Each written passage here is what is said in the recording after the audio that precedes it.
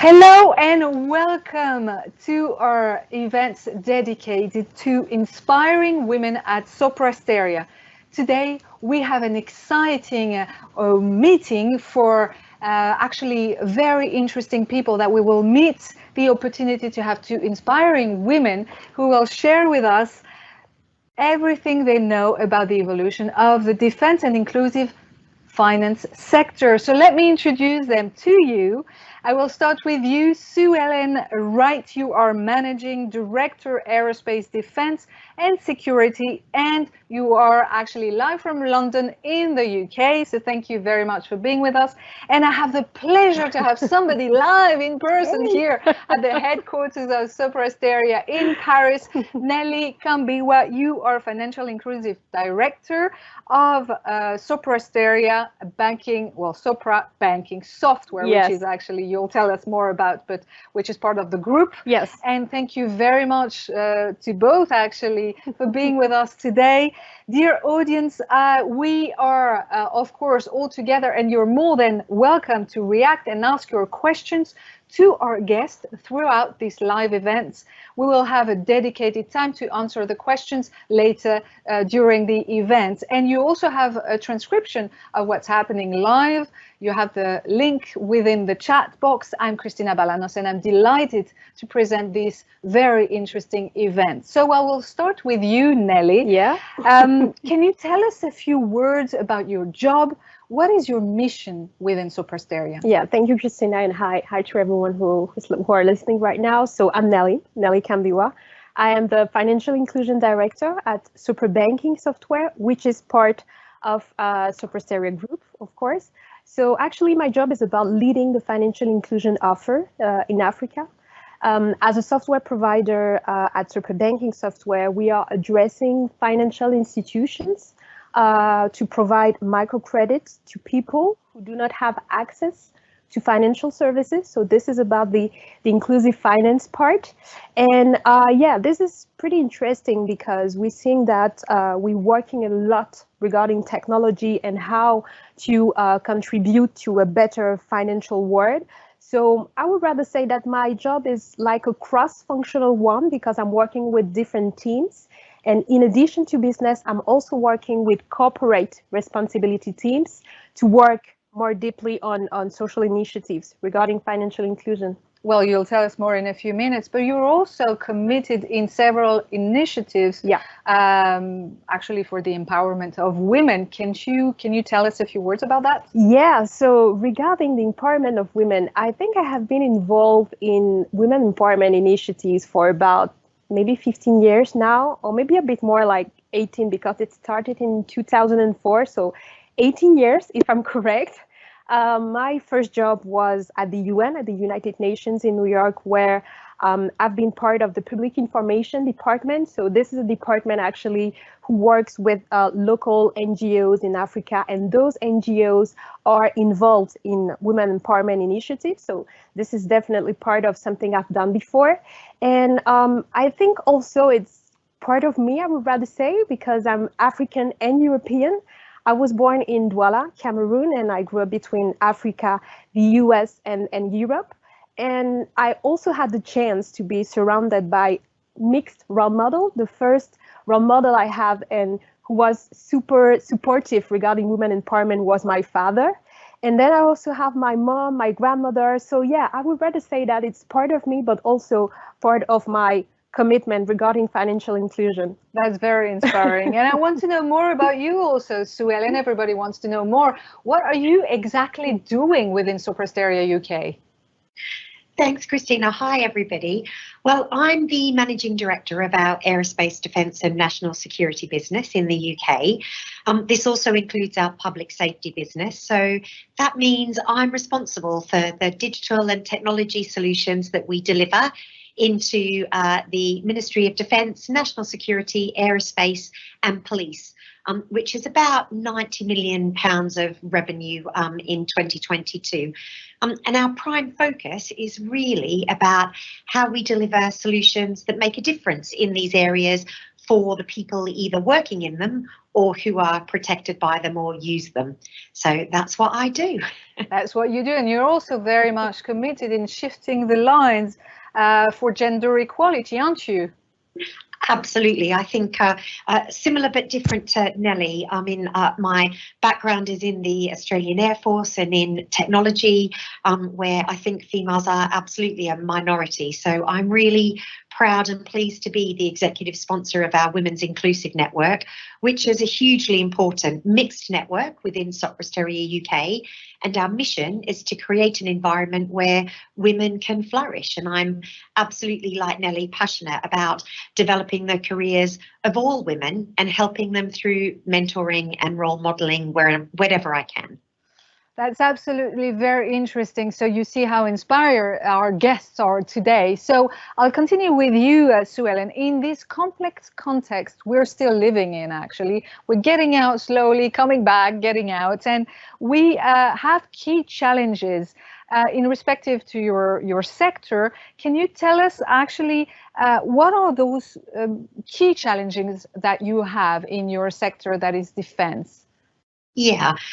I think in some ways, as is the case elsewhere, the UK's defence and security sector have been hugely impacted by digital transformation, and we see right now the widespread concern over cyber attacks and espionage, obviously more important and relevant than ever.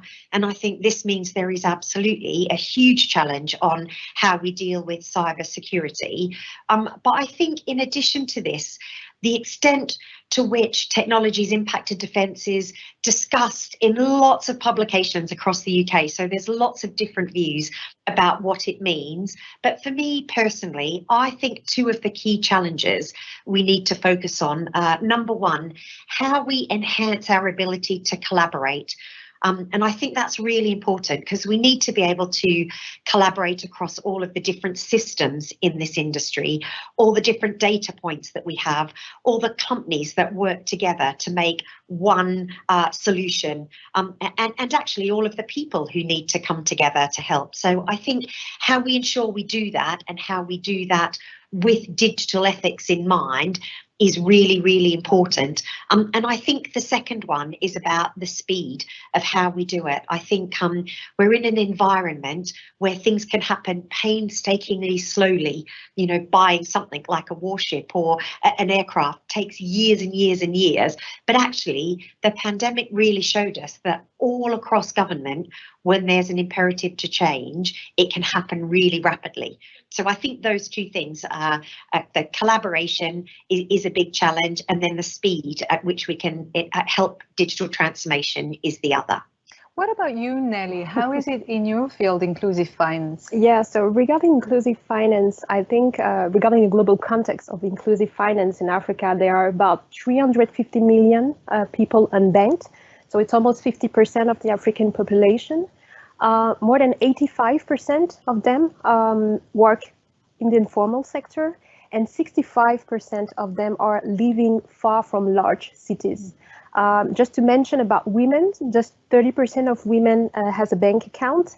So all these figures actually clearly shows that there is a need to build an inclusive environment, accessible everywhere, thanks to technology, but also open to everyone.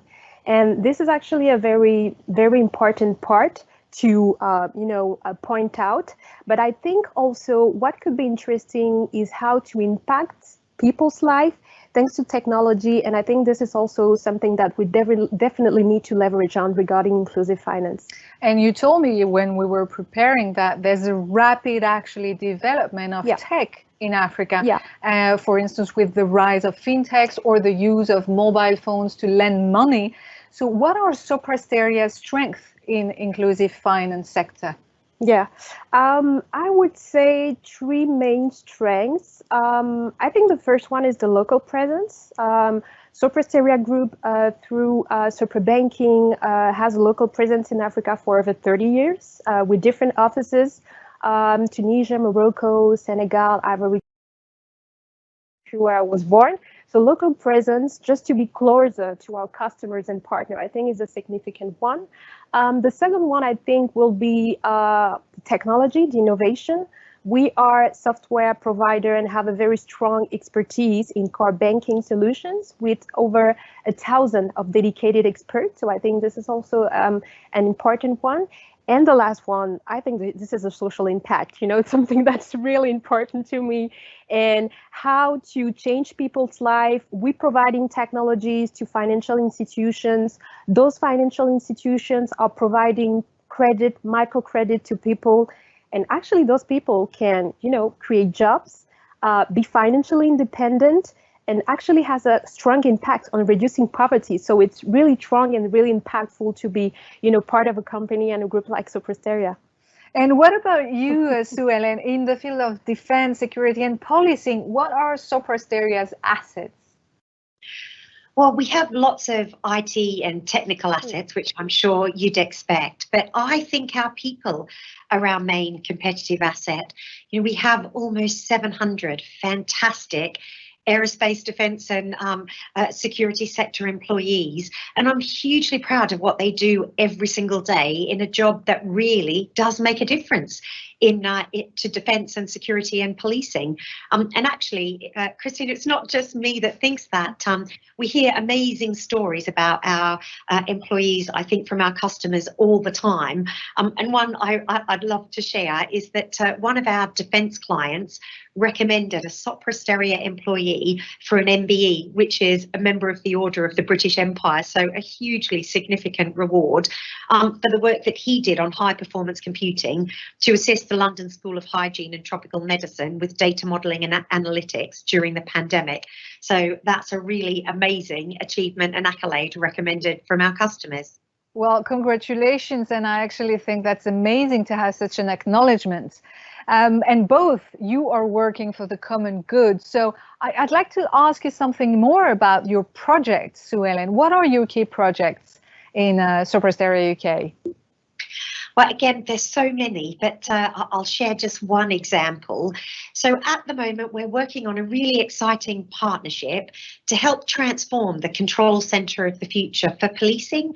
So our ambition is to provide the police control centre operators with an enhanced ability to really focus on the citizen and their overall needs, rather than just the incident that they're calling about. And for us, that means providing them with data which is relevant and legitimate, but absolutely doing that in a really ethical way. So that's quite an exciting project that we're working on at the moment. And you have plenty of them, actually. I had to stop you and select one, but you have plenty interesting ones.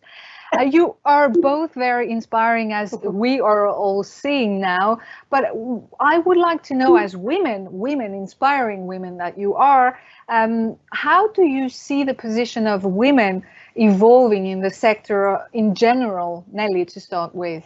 Yeah, I think the position of women is changing and evolving on different way, but I would say especially regarding the mindset. Mindset change when we talk about work-life balance, I would say, because now women are more and more aware of the fact that they do not have to choose between their professional and their personal life. Actually, they can have both, and they can have both because more and more women are talking openly about it. So this is a first point. I think the other one is regarding the global situation of women.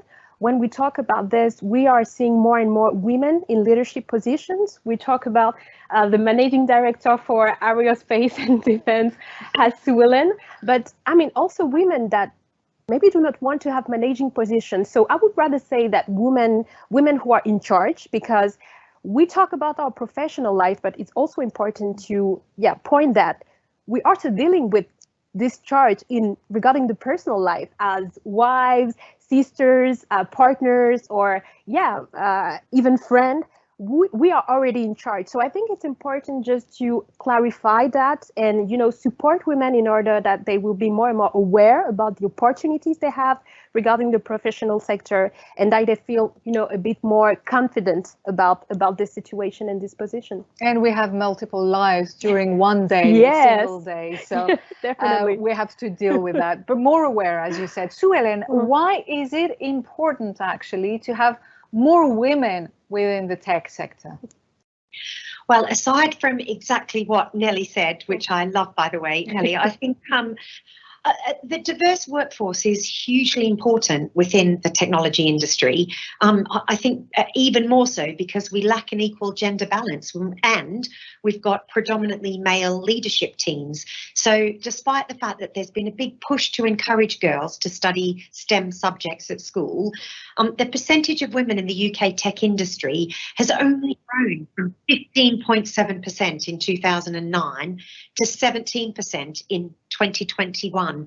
That's not a huge improvement, is it? You know, we'd really love to see it be significantly more than that. But even more importantly, in 2021, it's reported that just 10% of leadership roles in the industry were held by women. You know, we're 52% of the population, so that's not that great either. And I think the reason why the diversity is hugely important, or essential in fact, is because it encourages a range of perspectives which can enhance creativity in the development of transformation projects. And I think the more complex the problem, the more creative we need to be in order to solve those problems. So we need that diversity in order to move the digital transformation agenda forward in the right way. And, you know, yeah, sorry, go ahead. That's okay. I was just going to say, actually, I love what I do. So the variety, the challenge, the whole sense of purpose, the tangible outcomes, you know, that really make a difference. So I know what I'm doing matters. And I would just say, if that's important to some of the fantastic females listening, then this would be a great part of the business for them to work in. And what about you, Nelly, actually? What's your opinion? Why should more women join the tech sector? I think women should join the tech sector maybe for three main reasons. First one, and Suellen mentioned about it, we need more women in the tech sector. Regarding France, it's just about 30% of women working in the tech sector, so we definitely have to do something with it. She also mentioned about STEM, studies, and we of course have to do a bit more about it just to influence women and be able to, apply for jobs, because there are tons of opportunities in the tech sector. I think the second one should be linked to innovation and how to boost innovation when we're designing solutions and services. I'm thinking about AI, for example, or machine learnings, when we need to combine both male and women perspective in order to enrich this data and have, a more inclusive solution and services to fit customers and partners' needs. And also the third one, I think that maybe should be linked to the confidence. I mentioned about it before, how to deal with it. And we need more women, but also to attract more women, other women. So it's about role modeling, how we can be able to leverage that part and make sure that we will be, a bit more higher regarding the percentage when we talk about hiring women in the tech sector. And definitely, if you have more women actually in the sector, more women will want to join actually the sector. And what about you? I mean, both you decided to work in the tech sector. So why did you jump in and decided to join? And also, I'd like to ask you, you're working for Sopra Steria. So if there's one thing that really drives you working within Sopra Steria, what would it be? And I'll start with you, Suellen. Okay, so I think the first part of your question, Christine, was about why I chose to work in tech. And I think two reasons, really. The first, because it's a hugely progressive industry where I could earn a good salary. So having transitioned out of the Royal Australian Air Force, that was important. And the second is because I love the fact that every day is a real challenge and it's different. I really enjoy the variety that, working in the tech sector gives me. And to answer the second part of your question about what drives me, I mean, it's absolutely pride. I am hugely proud of what we do, but also about how we do it. We have a fantastic team who really care about what they do and the impact they make. So, yeah, that would be my answer. Wow, and Nelly, it's okay. Quite high level here. I totally agree about what Suellen said, because I'm fully aligned about this. But if I had to make it short and simple, it's pretty much be part of a fast-moving, innovative, and multicultural company. I think this is something that I really care of, but also a company that is which is strongly connected to my inner values. So yeah, this is also maybe something that I really care about, and that is quite important to me too. Of course, Yeah. it does. It drives you. Yeah, of course. One last question to the both of you. We know that women and men are actually following us, but I would maybe focus a little bit for women here following us. If you had to say something to encourage women, students or professionals to join the tech sector, what would it be? I'll start with you, Sue Ellen. So I think firstly, I'd say please don't discount defence, national security and policing and IT, thinking it's too male focused or dominated. I mean, it isn't. There are people like me all through it, but absolutely, you know, we need more females. I think secondly, I would say work for a company with a purpose, doing something you can be really proud of. I mean, honestly, it feels phenomenal to do things that make a real difference to society, you know, impacting the people you know and using the services that you've helped to design and support. So, you know, make sure that you work for a company with a great culture. And I think that means speak to the people in it, more than one of them, to get a feel about whether or not the organisation really does care about the people, the environment, the whole social values. And I think finally, and Nelly mentioned this earlier, be open to offers and make sure you really understand your value, because we know that 20% of less women look to move jobs than men. Women don't apply for new roles unless they're almost overqualified and can meet every single criteria that's listed in an advert. That's not necessarily the same for the majority of our male colleagues. So my advice is really find somewhere or someone to help you get the confidence to apply for roles which seem a bit of a stretch, and talk to your friends and colleagues. I think you might be surprised by their feedback, and come and join us anyway, because it's a hugely exciting and growing market. So all of those things. So do you agree with that, Nelly? Yeah, what would you say? What more? Of course, I would say maybe three things in addition to what Suelen said. First, be curious. I think it's super important to be curious, to, you know, challenge ourselves, looking for some networks, support system, role models there, because as she said, we have a lot of different opportunities, and especially among the Sopra Steria group. But I will also add someone connected to like a personal assessment, one that identify your whys. Why are you doing this? Why are you waking up every morning doing what you're doing? You know, finding the right balance between your professional and your personal life. It's something I think which is so important, because we are all facing to different situations, complicated situations, challenges in a certain way, and we definitely need to be strongly connected to our inner values and to our whys. So there, be curious and identify your whys. Very interesting. Well, thank you very much to both of you, and that's time for the Q&A. So let's check your questions, and thank you very much for participating. We have a first question for you, Nelly. I'm checking the computer now. Yeah. From Hamid, hello to you. How can inclusive finance concretely help African rural areas, sustainable development, human development, organic agriculture, handicrafts, small industrial units, trainings, etc.? Thank you very much. Well, that's quite a wide question. Yeah, that's quite a wide, but I will answer shortly. There are different ways to, you know, tackle the financial inclusion topic, but at the Sopra Steria group, I think technology would be the main topic that we're currently addressing when we talk about inclusive finance, and especially the different kind of use cases that we may have when we're talking about financial inclusion. For example, there are different levels of maturity when we talk about digital. For example, in South Africa, it's definitely not the same when we're talking about other countries like Egypt or even Cameroon or Gabon. So we definitely need to find the right use cases, how to apply with the right technology in order to help people, and especially in the rural areas. When we talk about farmers, they have a mobile phone, because mobile is very, you know, present, and we have a lot of people having a mobile phone, but they do not have, for example, internet. So we definitely need to, you know, find the right balance in order to address this population, and this is definitely one of our main goals when we talk about inclusive finance at Super Banking. Very, very interesting.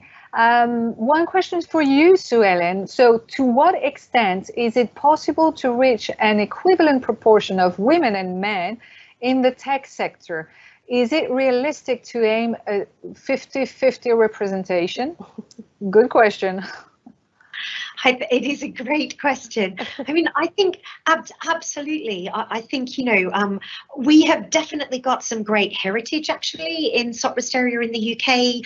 I think one of the acquisitions was a company called the FI Group, which was founded in the 60s by a fantastic female, and she only employed females who did software development. That's all, from their homes so that they could look after children whilst developing software. So it's really in our DNA, absolutely, to encourage females. But I think we need to make sure that we've got lots of plans and structures and the right values and culture in place in order for that to happen. So we know it will be a challenge, but absolutely, I think we can do it, and it is realistic.